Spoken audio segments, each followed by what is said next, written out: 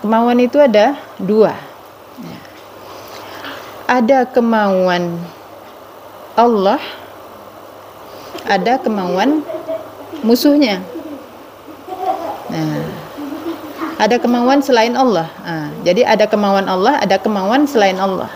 Kalau kemauan Allah itu tentu yang mengajak kepada kepatuhan kepadanya.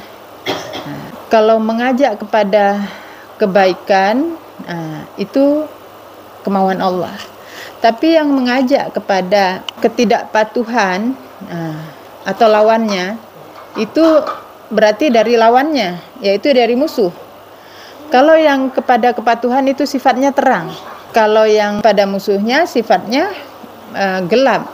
Jadi untuk apa kita memahami kemauan ini? Supaya kita bisa berakhlak yang baik. Jadi berakhlak yang baik yang utama adalah kita berakhlak kepada Allah. Sehingga kapanpun, dimanapun, dalam keadaan sunyi pun, kita tetap merasa diawasi oleh Allah. Sehingga orang yang demikian itu, kalau dia meninggalkan satu tempat ke tempat yang lainnya, alam pun akan sedih, akan menangisi kepergiannya.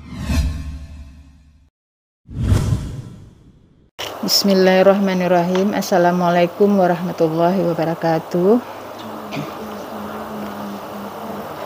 Alhamdulillahirrabbilalamin. Segala puji bagi Allah. Selawat dan salam kepada Rasulullah sallallahu alaihi wasallam. Allahumma sholli ala Muhammad wa ala ali Muhammad. Allahumma sholli ala Muhammad. Allahumma sholli ala Muhammad. Astagfirullah. Baiklah, hari ini kita mungkin bincang-bincang cerita mengenai diri kita.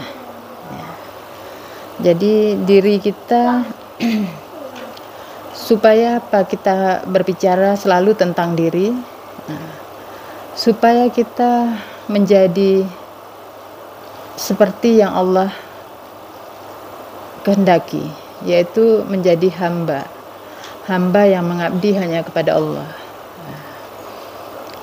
Jadi untuk menjadi hamba itu kan budak. Jadi budaknya Allah artinya yang menjadikan junjungannya atau yang dipatuhinya hanyalah Allah. Jadi kita harus tahu, dengan kita mengenal diri, maka itu insya Allah kita akan sampai ke maksud tersebut. Jadi selalu kita ulang-ulang ini, kita buka lembaran untuk mengenal diri. Jadi kalau ruh, yang diri kita itu kan yang ruh. Jadi ruh ini punya kemauan ruh namanya. Jadi kalau kemauan ruh itu aku, jadinya aku. Jadi apa yang kita mau itu kita kerjakan. Itu dari kemauan ruh. Tetapi ini misalnya begini, kita ingin mengerjakan ibadah atau membersihkan rumah. Kita suka bersih, tapi waktu kita mau bersih itu kok nggak ada mau bergerak. Kenapa kita padahal mau bangun untuk sholat, tapi untuk mengerjakannya kenapa tidak ada kemauan?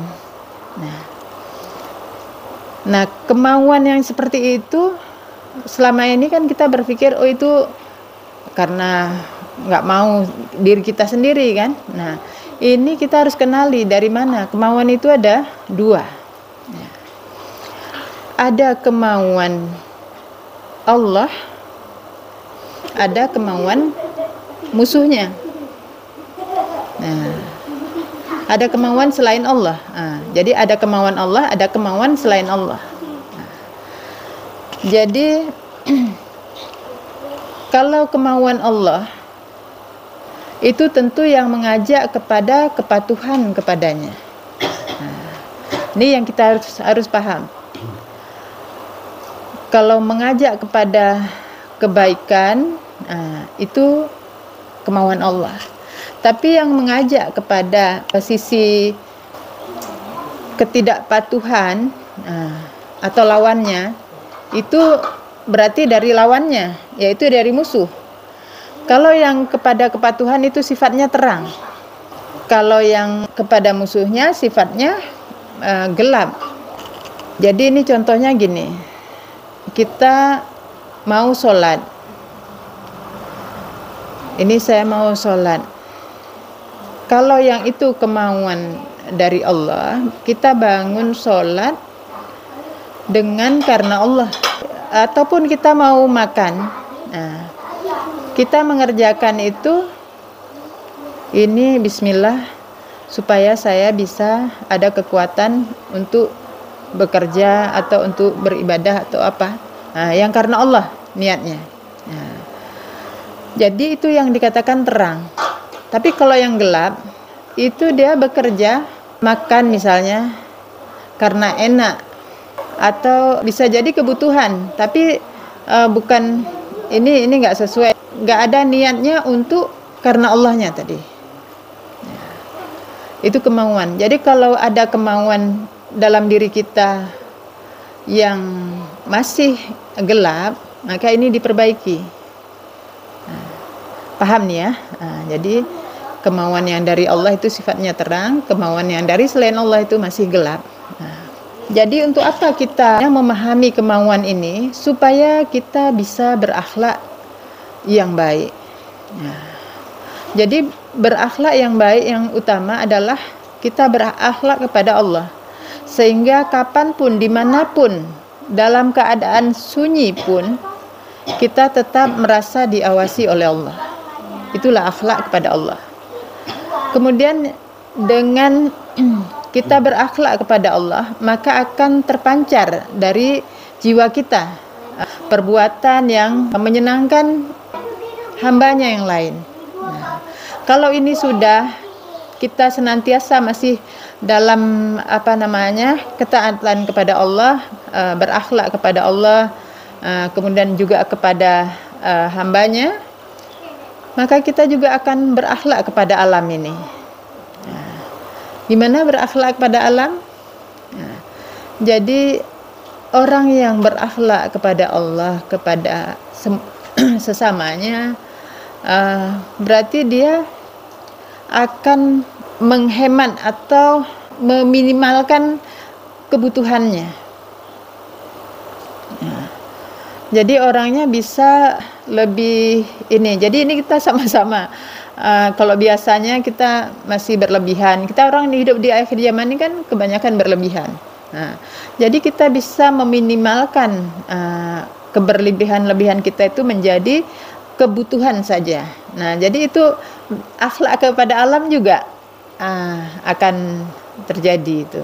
Sehingga orang yang demikian itu, kalau dia meninggalkan satu tempat ke tempat yang lainnya, alam pun akan sedih, akan menangisi kepergiannya. Itu. Jadi kalau orang yang menghambakan diri kepada Allah dengan benar, maka itu dia akan tertuntun sedemikian itu.